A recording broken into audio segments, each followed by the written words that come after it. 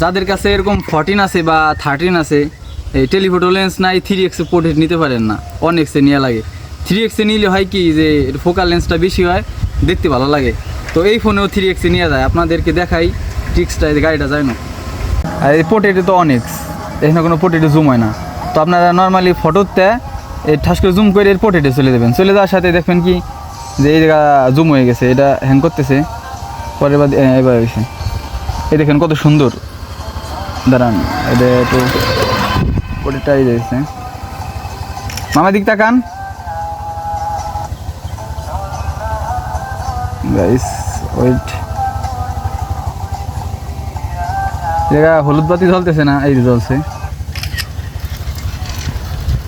এই যে মামা এটা রিজাল্ট দেখেন আপনাদের, দাঁড়ান এটা, এই যে পোর্ট্রেট হয়েছে দেখছেন, পোর্ট্রেট বাড়াই নেবেন এর কাছে।